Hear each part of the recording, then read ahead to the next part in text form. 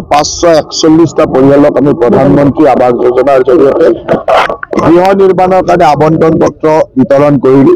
গোটেই অসমতে আজি মুখ্যমন্ত্ৰী ডাঙৰীয়াৰ নেতৃত্বত প্ৰধানমন্ত্ৰী ডাঙৰীয়াৰ দিগদৰ্শনেৰে আমি 3,25,000 পৰিয়ালক আজি গৃহ নিৰ্মাণৰ কাৰণে আবণ্টন পত্ৰ দিছো।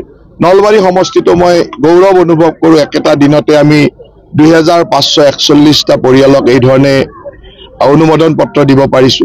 আৰু এই যোৱা 4.5 বছৰৰ যি মোৰ কাৰ্যকাল, এই কাৰ্যকালৰ ভিতৰতে প্ৰায় 20,000 আজিৰ এই 2,500টোলৈ 20,000 পৰিয়াললৈকে প্ৰধানমন্ত্ৰী আৱাস যোজনাৰ গৃহ দিবলৈ সক্ষম হৈছো। এয়া মোৰ ৰাজনৈতিক জীৱনৰ এটা ডাঙৰ সফলতা। আৰু যদি চাই এই গোটেই দুখীয়া পৰিয়ালসকলক 1.5 লাখ টকাকৈ দি তেওঁলোকৰ গৃহ নিৰ্মাণৰ সুবিধা দিয়াটো সঁচাকৈ এটা অত্যন্ত শুভ পদক্ষেপ। প্ৰধানমন্ত্ৰী ডাঙৰীয়াৰ আৱাস যোজনাৰ জৰিয়তে প্ৰধানমন্ত্ৰী ডাঙৰীয়াই সেই ধৰণে অসমবাসীক মৰম কৰিছে। মুখ্যমন্ত্ৰী ডাঙৰীয়াৰ সবল নেতৃত্বৰে আমি অসমত এতিয়ালৈকে 28 লাখ গৃহ এনেদৰে আবণ্টন দিবলৈ সক্ষম হৈছো। বৃহৎ সংখ্যক গৃহ সম্পূৰ্ণ হৈছে। আমাৰ নলবাৰী সমষ্টিতে 17,500 ঘৰ ইতিমধ্যে সম্পূৰ্ণ হৈ উঠিছে। গতিকে আজিৰ দিনটো আমাৰ কাৰণে অত্যন্ত গৌৰৱৰ দিন। আৰু ৰাজনীতি কৰা মানুহৰ এইবিলাকে আটাইতকৈ ডাঙৰ আনন্দ।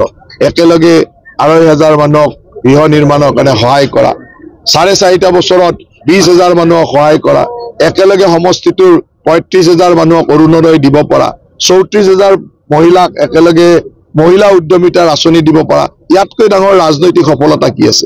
এইবিলাকে ৰাজনৈতিক সফলতা। গতিকে মই আশা ৰাখোঁ এই ধৰণে যি ধৰণে আমি ৰাইজক দুখীয়া মানুহক সহায় কৰিছো, ভগৱানে তেনেকৈ আৰু শক্তি দি যাওক, যাতে মুখ্যমন্ত্ৰী ডাঙৰীয়াৰ নেতৃত্বত আমি অসমবাসীক, অসমৰ দৰিদ্ৰ লোকসকলক, অসমৰ প্ৰয়োজনীয় লোকসকলক এই ধৰণৰ সহায় সহযোগিতা কৰি থাকিব পাৰোঁ।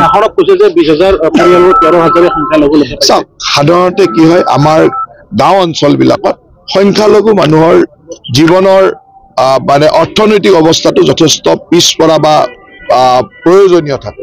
গতিকে ইয়াত নেচাৰেলি এইটো কোনো এনেকুৱা নহয় যে তেওঁলোকৰ প্ৰতি কিবা অতিৰিক্ত মৰম কৰা হৈছে, এইটো নহয়।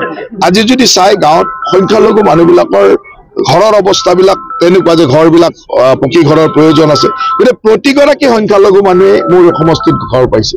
আজি মোৰ সমষ্টিত প্ৰায় 50,000 সংখ্যালঘু ভোটাৰ আছে। গতিকে 50,000 সংখ্যালঘু ভোটাৰৰ এনেকুৱা যে তাৰ 40,000 ভোটাৰে হয়তো গৃহ পাবলগীয়া মানুহ। 40,000 ভোটাৰে যেতিয়া গৃহ পাব লাগিব, তেতিয়া 12-13,000টো পাবই লাগিব।